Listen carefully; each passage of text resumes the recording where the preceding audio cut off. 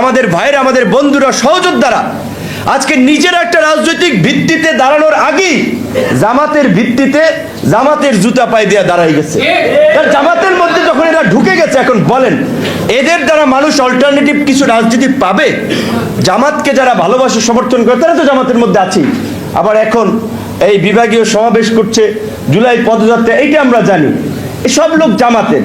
আমাদের বন্ধুরা ইন্টারিমের সময় মিছিল করছে, মিটিং করছে, পার্টি ওই যে সংসদ ভবনের সামনে লোক আনছে, ডিসিদেরকে চিঠি দিয়ে গাড়ি ফ্রি করে লোক সব জামাতের। কাজী তারা দেখানোর জন্য আর জামাত ছাড়া আর বের হইতে পারতেছে না। এমনকি আবার আমার কয়েকজন সহকর্মী ছিল, সরাসরি আমি দু একজনকে জানি তারা জামাত ছিল না, কিন্তু তাদেরই অনেকেই বলতেছে যে এমপি যে হয়েছে এই 6 জন সবাই ছাত্র শিবিরের শিষ্য।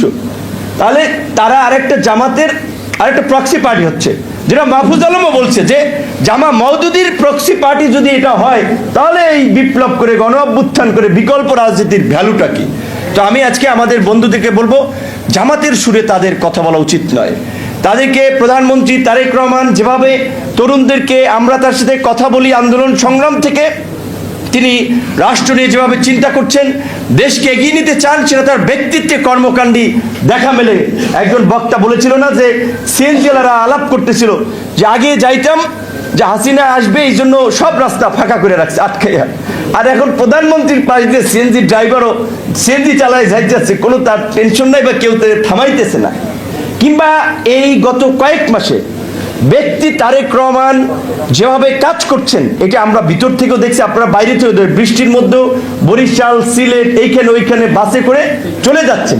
এইটা শুধুমাত্র শখ না, এই যে একটা মানুষ যদি তার মেমোরিতে ধারণ না করে এবং নির্বাচনের ইশতেহারের ফ্যামিলি কার্ড, কৃষক কার্ড থেকে শুরু করে ইমাম মুয়াজ্জিনদের বেতন এবং আমাদেরকে প্রবাসীদের জন্য প্রবাসী কার্ড চালুর বিষয়ে গতকালকে কনফার্মেশন দিয়েছেন।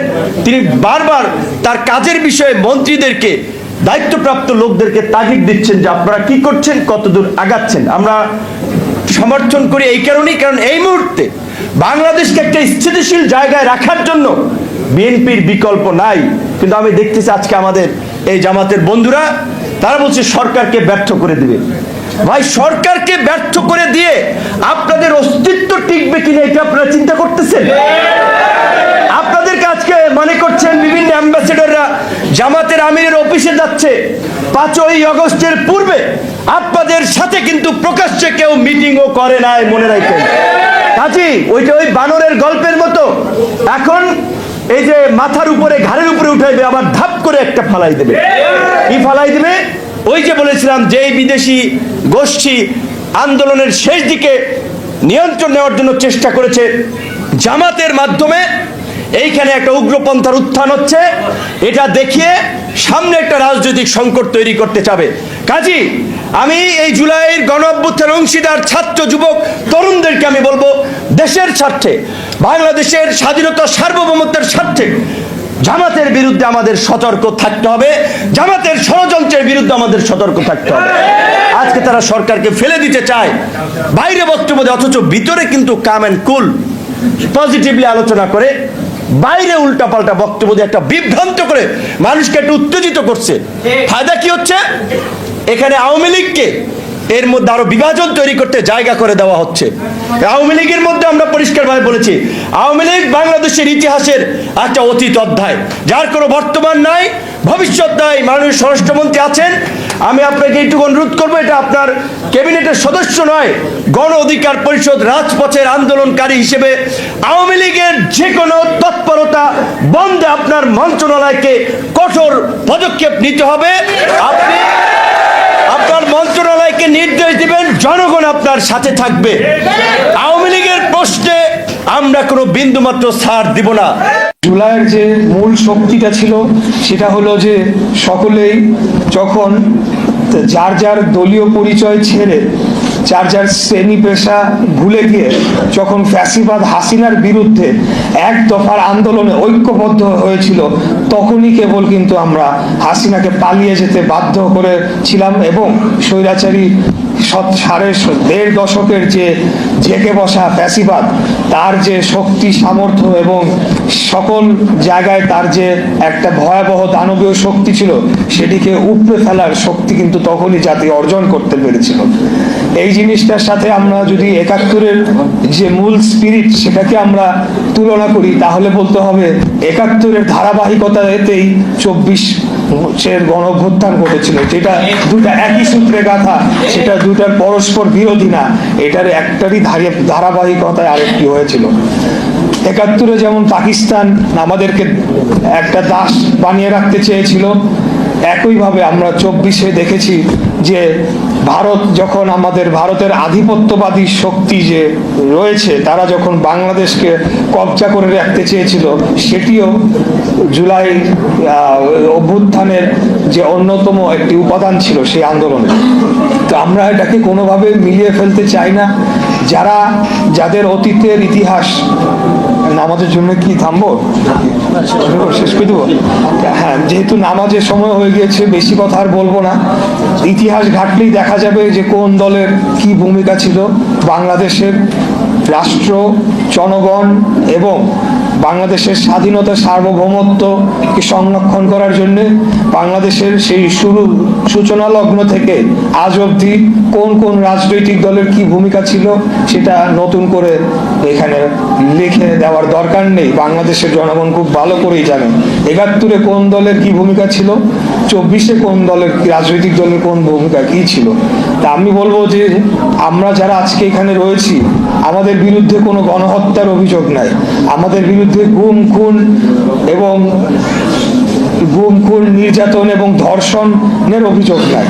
আমরা সবসময় চেয়েছি বাংলাদেশ রাষ্ট্রটি তার পরিচয় নিয়ে পৃথিবীর মানচিত্রে একটা স্বাধীন, সার্বভৌম এবং একটা শক্তিশালী রাষ্ট্র হিসেবে প্রতিষ্ঠিত হবে, যেখানে আমরা বাংলাদেশের জনগণ আমরা বুক উঁচু করে, মাথা উঁচু করে, বুক ফুলিয়ে বলতে পারবো আমরা বাংলাদেশের জনগণ। হতে পারি আমরা ভূখণ্ড হিসেবে ছোট, কিন্তু রাষ্ট্র হিসেবে কিন্তু আমরা পৃথিবীর ৮ নম্বর দেশ। আপনারা যদি জনসংখ্যার দিক থেকে চিন্তা করেন, পৃথিবীর ৮ নম্বর সবচাইতে জনবহুল দেশ হলো আমাদের এই প্রাণপ্রিয় মাতৃভূমি বাংলাদেশ। অতএব আমাদেরকে কোনো আধিপত্যবাদী শক্তি আগামী দিন, বিগত দিনে যেভাবে দাবিয়ে রাখতে পারে নাই, কোনো রাজনৈতিক দলের আতাতের মধ্য দিয়েও যেটি সম্ভব হয় নাই, শেষ বেলায় গিয়ে জনগণ ঐক্যবদ্ধ হয়েছে এবং সেই আধিপত্যবাদের বিরুদ্ধে রুখে দাঁড়িয়েছে, সকল জুলুম, অত্যাচার, নির্যাতনের বিরুদ্ধে দাঁড়িয়েছে। আগামী দিনে আমি বিশ্বাস করি যে কোনো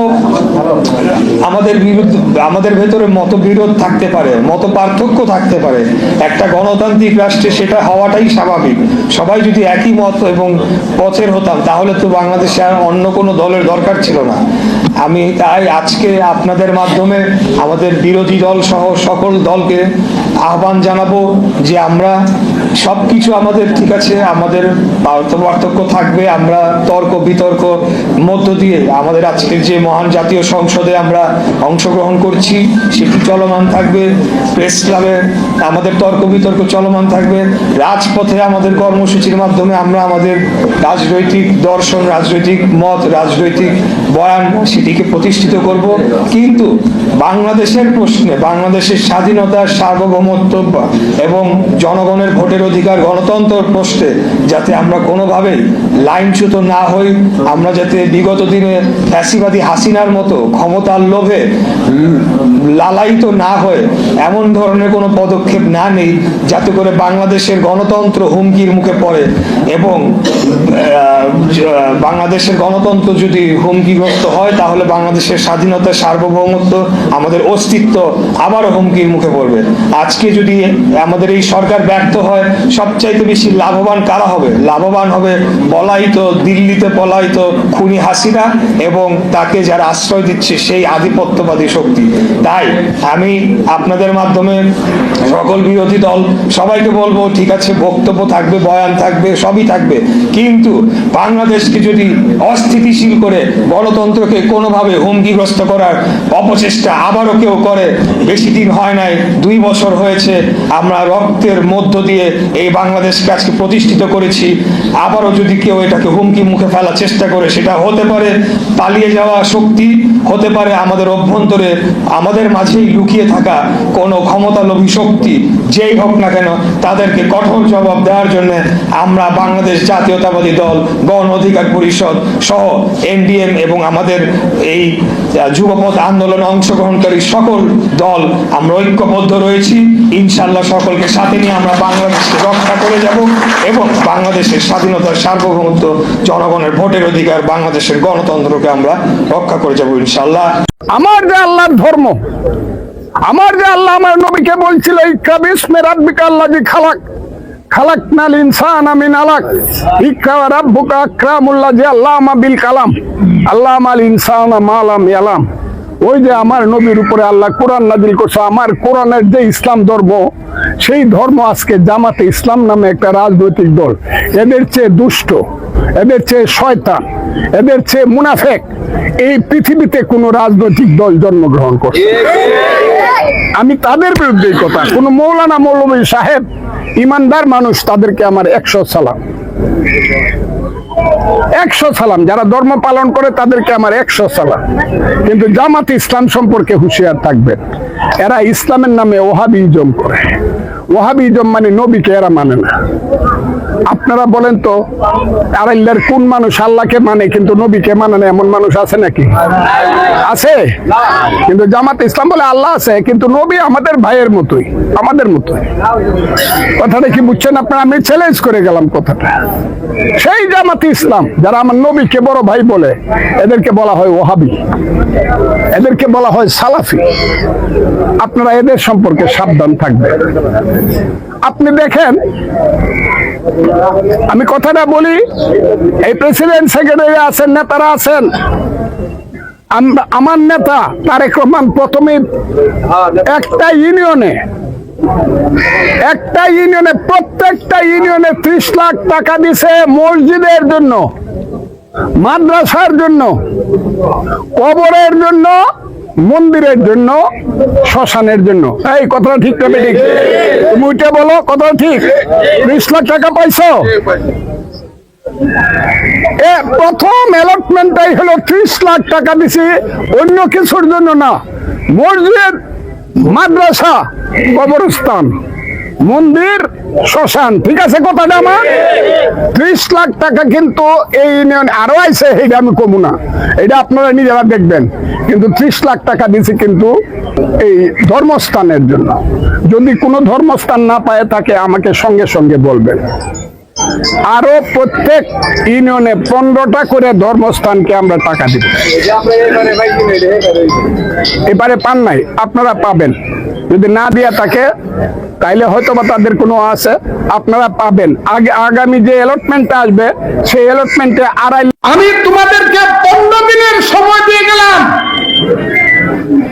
সারেন্ডার করো। কেউ ইটনা থানায়, কেউ মিঠামন থানায়, কে আপনাদের সামনে রেখে সারা বাংলাদেশকে শুনাইয়া বলতেছি, ডাকাতি বন্ধ করে সারেন্ডার করো। আমি কথা দিতেছি, তোমাদের জীবনের, তোমাদের সন্তানের জীবনের যাতে তোমরা ভালোভাবে খাইতে থাকতে পারো, আমি ফজলুর রহমান কথা দিতেছি, সেই ব্যবস্থা আমি করব। সারেন্ডার করো।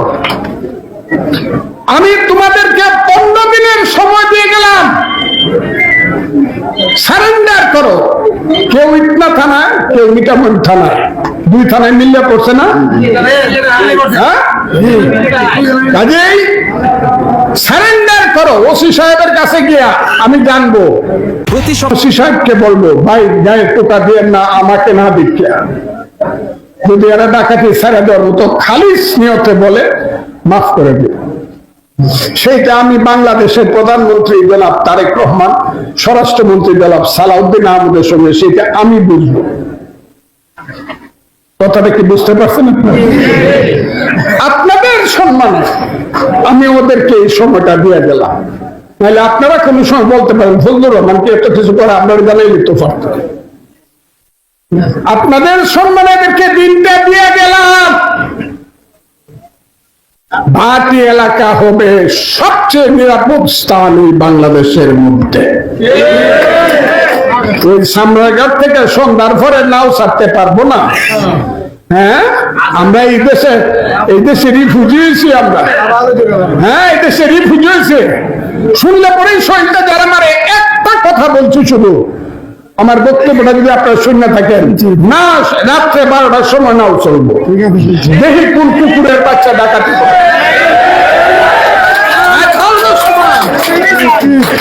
রাত 12টার সময় কি আমরা কি এখানে ঘরে বসে থাকবো না? কি আপনারা কি আমার কথার সাথে একমত? আমি আপনাদেরকে বলি, কথার সাথে যদি একমত হন, নামগুলা দেন। আমি কিন্তু মিছিল করে হাজারে হাজারে মানুষ আমার সাথে যাইতে হবে, জানেন নাকি? আমি দেখবো ডাকাইতের বাপের নাম কি, 14 পুরুষের বাপের নাম। আমি তাদেরকে বলি এখনো সময় আছে, আমি সময় দিয়ে গেলাম। প্রতি সপ্তাহে সর্বোচ্চ বার বিকাশ পেমেন্টে 50 জন হবেন পেমেন্ট চ্যাম্পিয়ন। জিতে নিন টিভি সহ আকর্ষণীয় সব প্রাইজ। তোমাদেরকে এখনো আমি শাস্তি 15 দিনের সময় দিয়ে গেলাম। সামরাঘাট থেকে নাও সারে মানুষ আল্লাহ আল্লাহ করে, আল্লাহ আল্লাহ আল্লাহ, ইটনা যেতে পারবি কিনা, ইটনা যেতে পারবি। হ্যাঁ, আরে তাই তো আমার আত্মহত্যা করা উচিত। আমি তো এলাকার এমপি, আমার আত্মহত্যা করা উচিত। আমি আত্মহত্যা করব। সেই ডাকাত এখন এখানে থাকবে, আপনারা কি চান?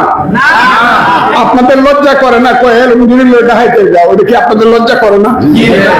আপনাদের ছেলে পেলেরা তো কিশোরগঞ্জে গেলে বলতেই চায় না বাড়ি গেল। ঢাকায় কই আছে? আমি এদেরকে মাটির তল থেকে তুলে ফেলবো। আমি ওসি সাহেব আপনাকে বলতেছি, বাবু আপনাকে বলতেছি, আপনারা শুধু পিছনে সাহায্য করবেন। এত শক্তি আল্লাহর রহমতে আমাদের আছে, বিএনপির আছে, যে আমরা ইচ্ছা করলে 24 ঘন্টার মধ্যে এদেরকে মাটির তল থেকে তুলে ফেলতে পারি। 2023 সালের 24 এপ্রিল বাংলাদেশের 22তম রাষ্ট্রপতি হিসেবে শপথ নিয়েছিলেন মোহাম্মদ শাহাবুদ্দিন। এই 3.25 বছরে 3টি ভিন্ন ভিন্ন সরকারকে শপথ পড়িয়ে অনন্য রেকর্ড করে ফেলেছেন তিনি। তবে সে রেকর্ডের আড়ালে আছে 1.5 বছরের বেশি সময় ধরে পর্দার আড়ালে গৃহবন্দী হয়ে থাকার কাহিনীও। 2024 সালের অক্টোবরের শেষ দিকে ইউনূসের অনুসারীদের আন্দোলনের সময় বাংলাদেশের সংবাদ মাধ্যমের শিরোনাম হয়েছিল রাষ্ট্রপতির বিদায়ের ক্ষেত্র প্রস্তুত। তবে ওই সময় বিএনপি এবং দেশীয় কিছু পক্ষের অনীহায় শেষ পর্যন্ত ইউনূস ও তার অনুসারীদের চাওয়া পূরণ হয়নি। এমনকি ত্রয়োদশ জাতীয় সংসদের প্রথম অধিবেশনেও জামাত ইসলামী ও এনসিপি রাষ্ট্রপতি শাহাবুদ্দিনের পদত্যাগের দাবিতে সোচ্চার হয়েছিল।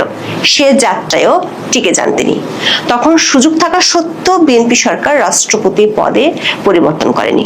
সূত্রগুলো বলছে এবার রাষ্ট্রপতি পদে পরিবর্তনের কথা ভাবছে বিএনপি সরকার। বিএনপির শীর্ষ মহলের একটি সূত্রে জানা গেছে, বিএনপি যে রাষ্ট্রপতি পদে পরিবর্তনের কথা ভাবছে সেটি রাষ্ট্রপতি মোহাম্মদ শাহাবুদ্দিনকে জানিয়ে দেওয়া হয়েছে।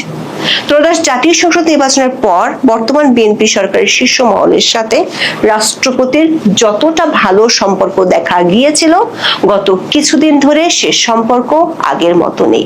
রাষ্ট্রপতির ঘনিষ্ঠ একটি সূত্র জানিয়েছে, সরকারের শীর্ষ মহল থেকে বার্তা পেয়ে তিনিও মানসিকভাবে প্রস্তুতি নিতে শুরু করেছেন। তবে বিষয়টি নিয়ে রাষ্ট্রপতির দপ্তর কিংবা বিএনপি শীর্ষ মহলের কারো প্রতিক্রিয়া পাওয়া যায়নি। এদিকে মাত্রই সংসদের দ্বিতীয় অধিবেশন শেষ হয়েছে, সে কারণে 2 মাসের আগে নতুন রাষ্ট্রপতি নির্বাচনের সুযোগ থাকছে না।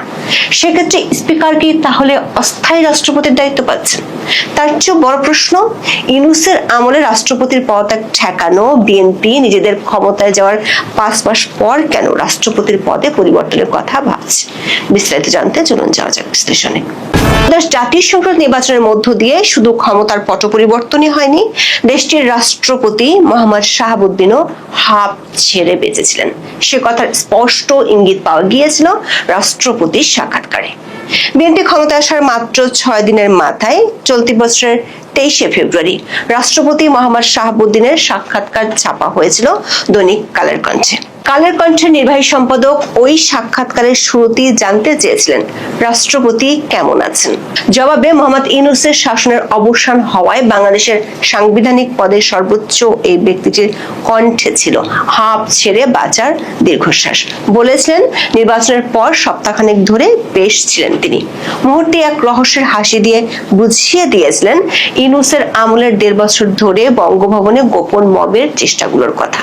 ওই 1.5 বছর তিনি কোনো আলোচনায় ছিলেন না, অথচ তাকে নিয়ে চলে নানা চক্রান্ত।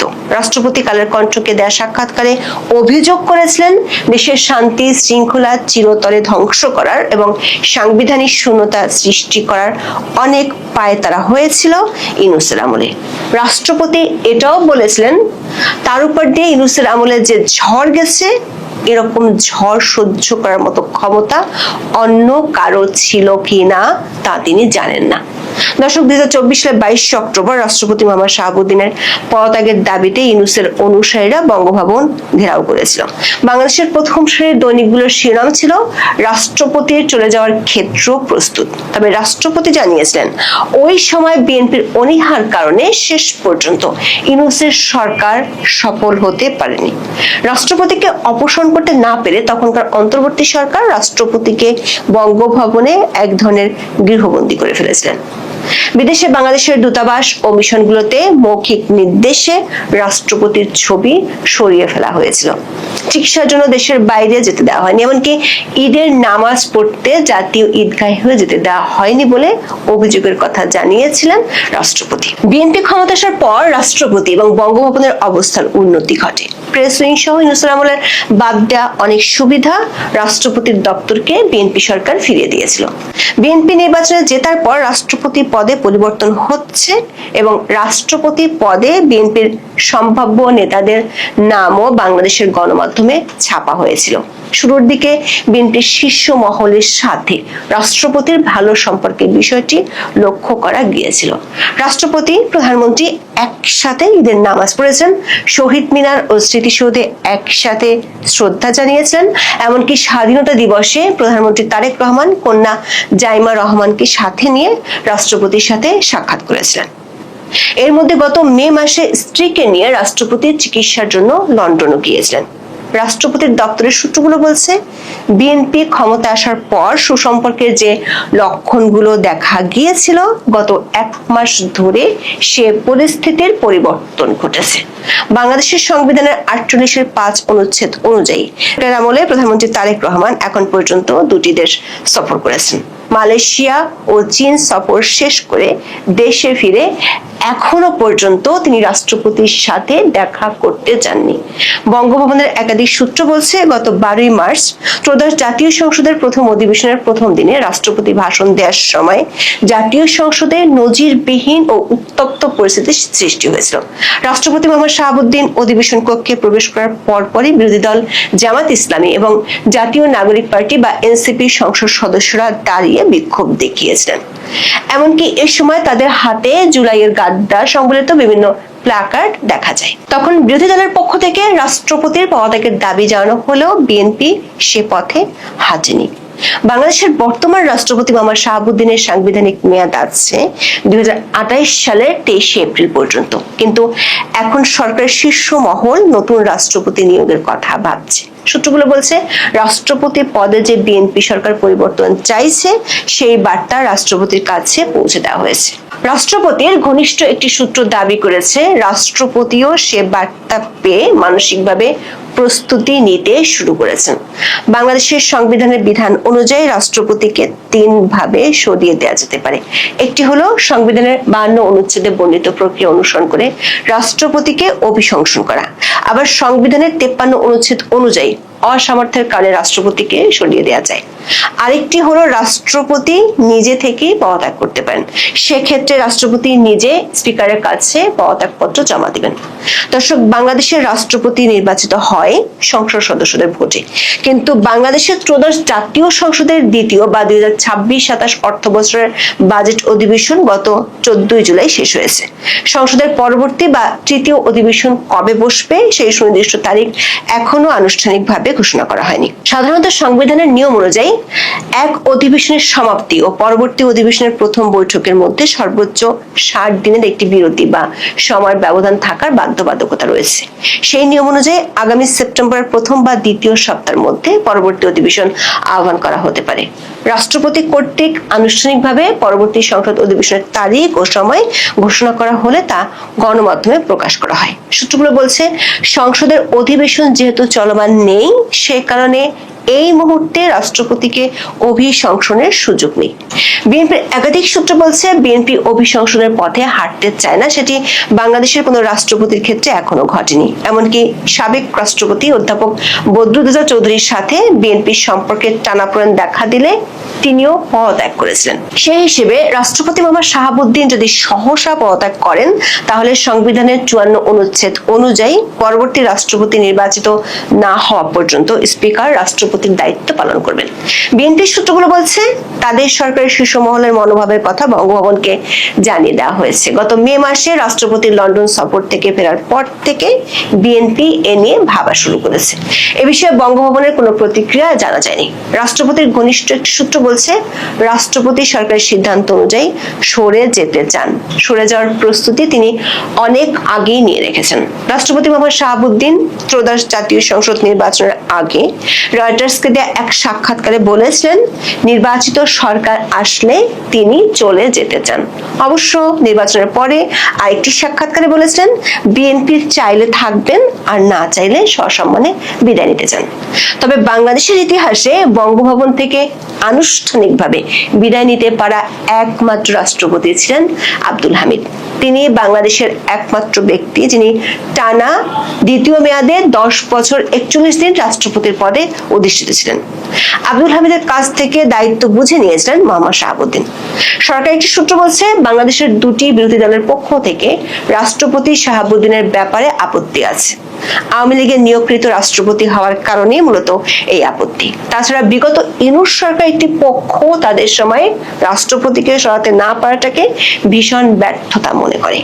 এই পক্ষগুলো চায় না রাষ্ট্রপতি হিসেবে মোহাম্মদ শাহাবুদ্দিন পদে থাকুক।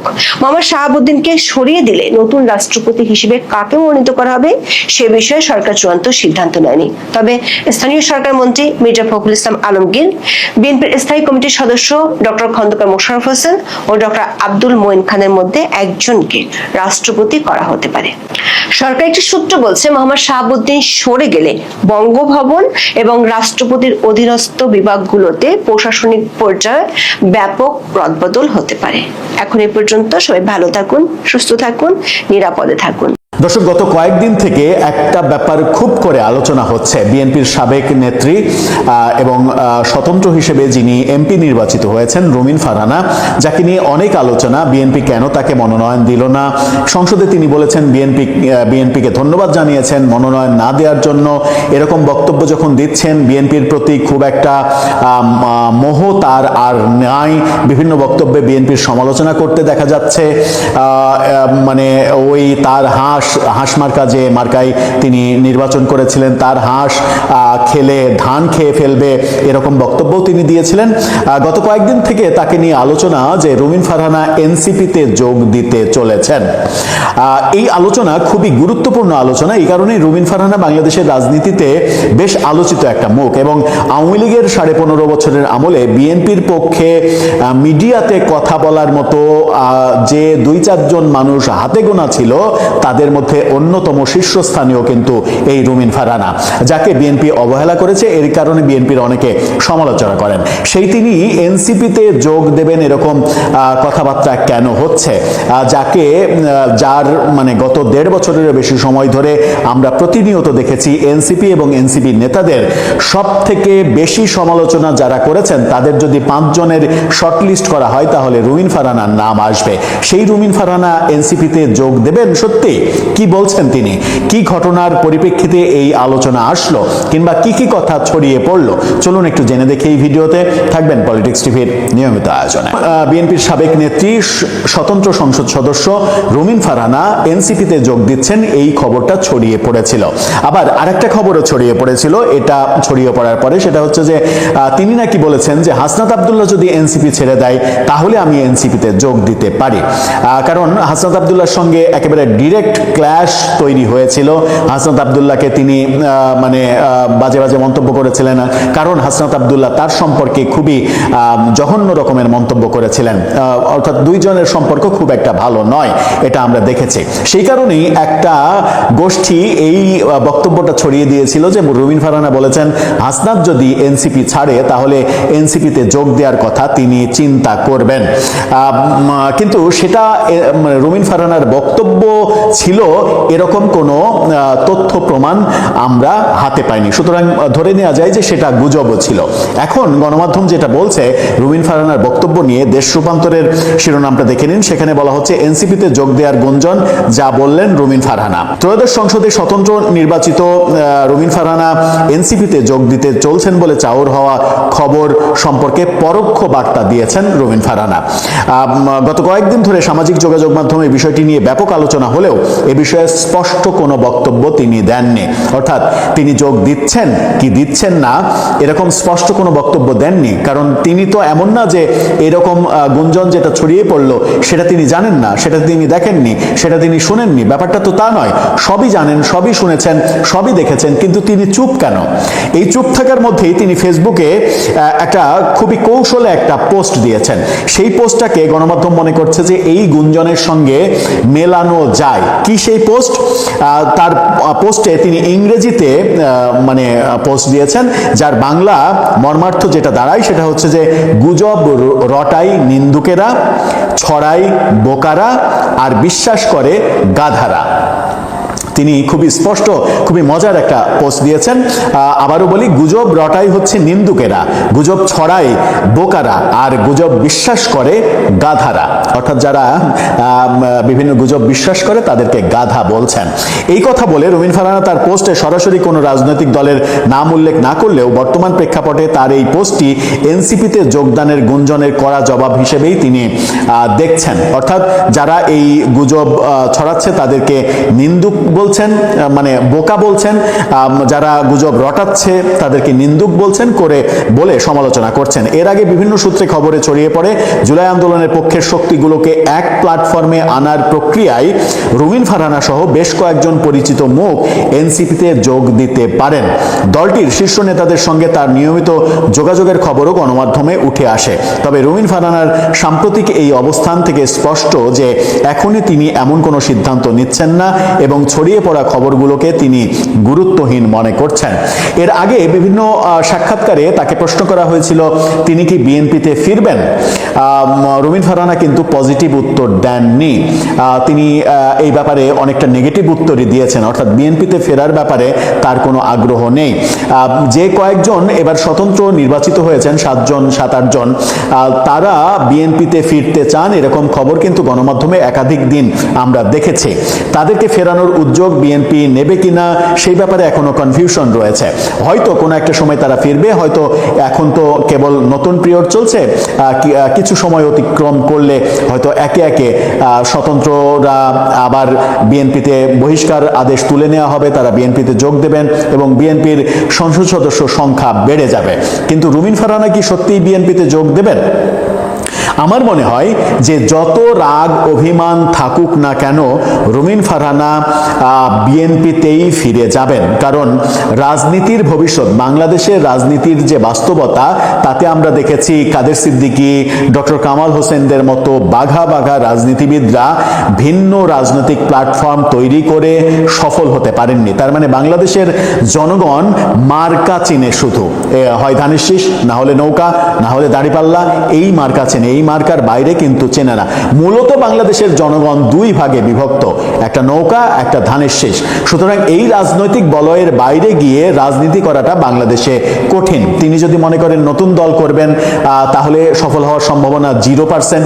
তিনি যদি মনে করেন অন্য কোনো দলে যোগ দেবেন, অন্য কোনো দল বলতে এনসিপিতে যোগ দেবেন যদি মনে করেন, তাহলে আমার মনে হয় যে তিনি একেবারে পচে যাবেন।